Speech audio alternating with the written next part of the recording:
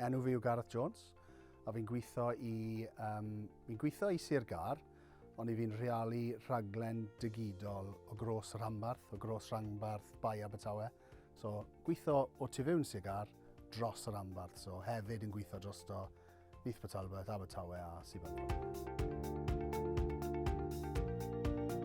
So, swydd fi yw fi'n arwain ar rhedeg rhaglen digidol, seilwaith digidol. So mae'r rhaglen ni'n buddsoddi telecoms o Gros Sir Gar a Gros y Rhanbarth, a ni'n cydweithio gyda'r industry telecoms i helpu gwella mobile connectivity a fibre broadband connectivity. Yn fwy na unrhyw beth, fi'n credu rhywun sy'n gallu creu perthynas gyda pobl chi'n cydweithio gyda, creu perthynas gyda'r cwmnioedd, private sector, a creu perthynas gyda'r sector cyhoeddus o Gros y Rhanbarth. Na beth sy'n fwyaf bwysig i ni, i gweud y gwir. Gweithio galed, hyder, a'r sgiliau a'r gwybodaeth technegol yn bwysig, ond i fi yn personol dim fod bwysig a beth yw gallu creu perthynas.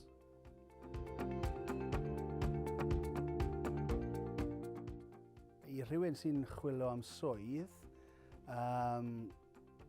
peidwch becso bod chi ddim yn deall popeth y bit i'r maes mae diddordeb dechrau ynddo neu'r swydd mae da chi diddordeb ynddo.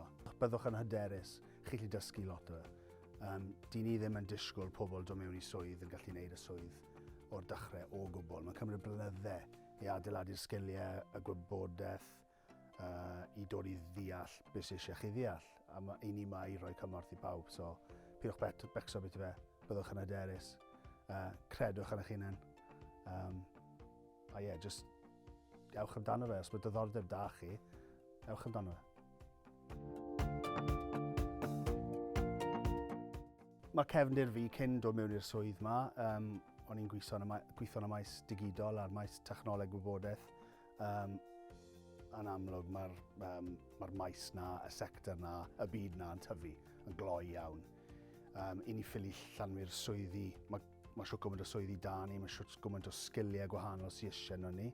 Mae cyfleoedd enfawr tu fewn y sector na, tu fewn y pwnc digidol neu'r sector digidol, os chi'n nico. A mae pob math o swyddi i gael hefyd. Fi'n credu mae lot o pobl yn meddwl bod rhaid i chi gael rhyw fath o sgiliau technegol iawn i gweithio yn y maes digidol. Dwi'n ddim yn wir, yn wedig nawr. Mae eisiau pob math o sgiliau yna ni.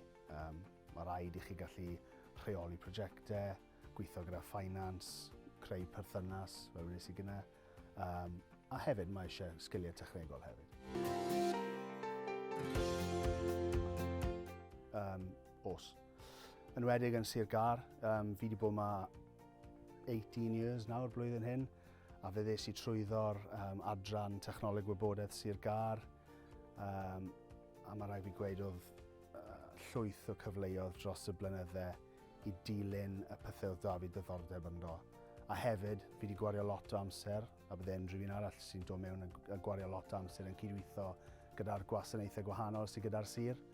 A mae range fawr iawn o gwasanaethau gwahanol yn y sir, a chi'n dod i nabod fel maen nhw'n gweithio, beth sy'n eisiau nhw, y pobl sy'n gweithio yn y gwasanaethau yna, so mae lot sawl cyfle i gael.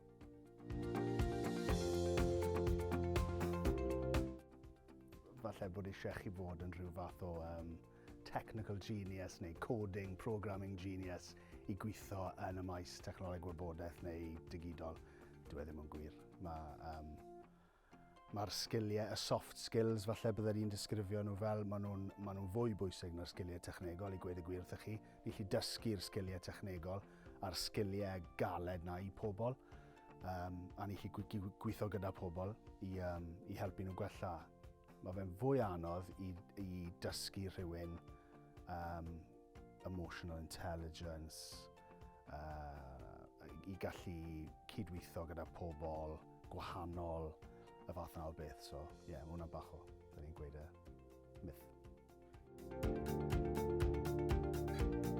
Fi yn personol, ges i geni fan hyn yn Cyfyrddin, ges i tyfu Sir lan yn Cyfyrddin, tyfu lan yn Sir Gar, teulu fi gyd yn, beth i fod gyd yn nhw, dal ma, yn Sir Gar, a fi'n credu mae'n grêt i teimlo bod chi'n neud Os chi'n gweithio i rhywun fel Cyngor Sir, chi yn gwneud gwaniaeth i bywydau eich ffrindiau, eich teulu a'r pobl sy'n byw yn y sir chi'n byw ynddo. A mae hwnna'n rewarding iawn. Mae'r iaith Gymraeg yn bwysig iawn i fi yn personol, ond yn gwaith mae fe'n helpu lot. Yn wedig pan cydweithio gyda'r partneriaid sydd 'da ni, gyda'r aelodau sydd 'da ni, gyda nawr yn enwedig yn y swydd sydd 'da fi nawr, ni'n cydweithio gyda lot o gymunedau.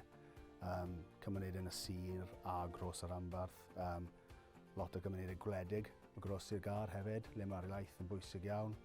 Mae'n bwysig iawn. Mae fe'n naturiol i wneud i fi, a fi'n credu mae fe i'r pobl fi'n gweithio gyda. Dim gyd o'n nhw, ond lot o'n nhw. Mae fe'n naturiol i defnyddio'r iaith gyda ffrindiau fi, gyda pobl fi'n gweithio gyda gwasanaethau ni'n gweithio gyda. A fi'n credu mae'r pobl sy'n byw yn Cyngor yn disgwyl bod ni'n gallu datblygu gwasanaethau ni yn iaith Gymraeg, a fi'n credu mae responsibility gyda ni i gallu gwneud 'na.